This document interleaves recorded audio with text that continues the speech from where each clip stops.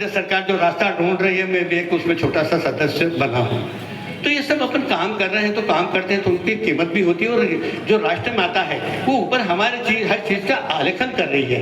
हमें हमारे छोटे बच्चों को सिखाना चाहिए, बच्चों को समय देना चाहिए, बच्चों को पास में बैठने देना चाहिए। और मैं गर्व से कहता हूँ कि मेरा बेटा जब फ्रांस गया तो 1 साल तक जब उसने एंडोक्राइन सर्जन का कोर्स किया, उसने ना तो शराब को हाथ लगाया ना मांस को हाथ लगाया। उसने थूली खाई, उसने ब्रेड खाई, उसने दही खाया और हाथ से रोटी बनाई, किंतु उसने मांस नहीं खाया। ये होते संस्कार। अगर हमारे परिवार में संस्कार डालेंगे तो हमें उनका ऐसा कैसे उत्तर मिलेगा।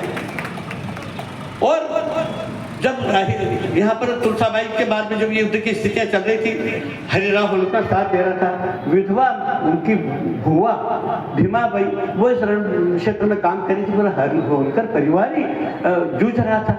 पर सब लोग एक एक कट के मरते रहे।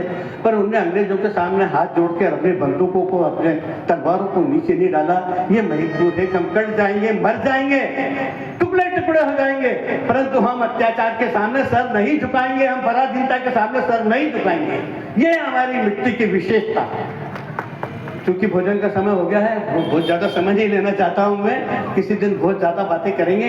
और अपने देश इतिहास के बारे में सिर्फ मैं कुलगुरु जी के सामने यही कहना चाहता हूँ, कुलगुरु जी सबसे अधिक स्वतंत्रता सेनानी हमारे यहाँ है। 1857 की क्रांति हमारे यहाँ हुई है और उस क्रांति में महितपुर की जनता ने पूरी ने भाग लिया था।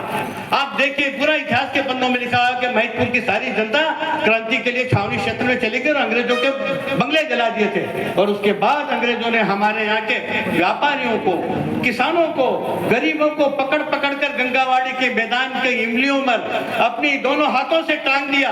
8-8 दिन तक वो चिल्लाते रहे, चीखते रहे और मर गए। ऐसे हजारों लोग इस राष्ट्र के लिए महितपुर के गंगावाड़ी के मैदान में मर गए हैं और उन्होंने अपना बलिदान दिया है। कैसी, अगर गले में फांसी डालो तो 1 मिनट में आदमी मर जाता, हाथ से टकरा, पानी नहीं है, खाना नहीं है, और वह 8 दिन तक लोग देखने नहीं जा रहे डर के कारण उसको, और वो वहीं मर गया। ऐसे कई लाशें इमलियों के पेड़ पर है।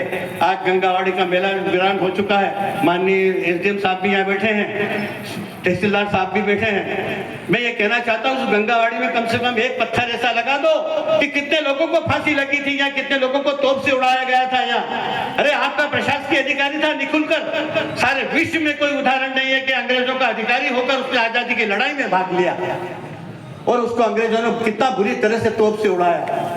तो उन बलिदानों को याद करेंगे तो हमारे भगवान भी हमको जिसलिए भेजा सोचेगा कि मैं भेजा तो ये क्या कर रहा है, वरना एक भिंडोले की लाइफ दिखे, लाइफ भी यार खाओ बस खाते रहो। इस जिंदगी में जो मेरी नई पीढ़ी के बच्चे हैं, आओ मेरे साथ चलो, अपन घूमने जाते हैं।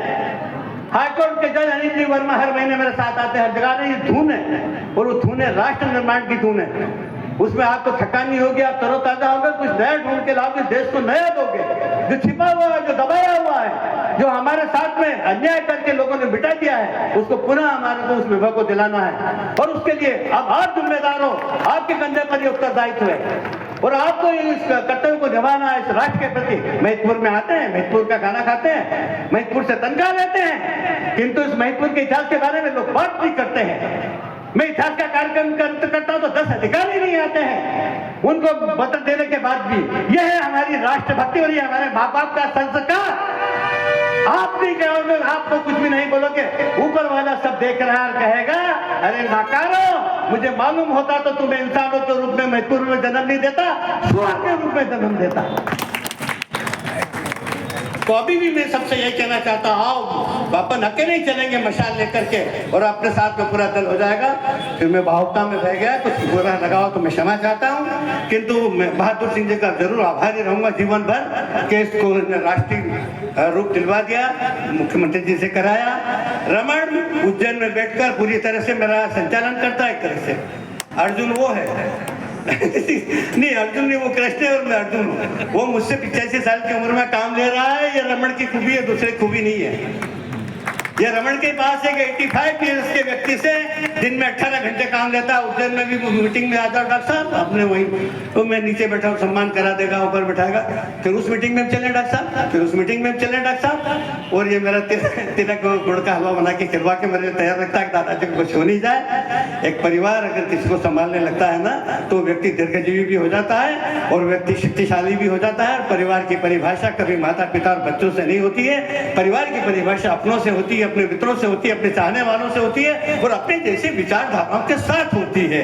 अगर मेरे परिवार का व्यक्ति गलत काम करता है, शराब पीता और ऐसा करता है, तो काय का परिवार हुआ? और अन्य परिवार का व्यक्ति अगर मेरे जैसे आचरण करता तो मेरा परिवार हुआ।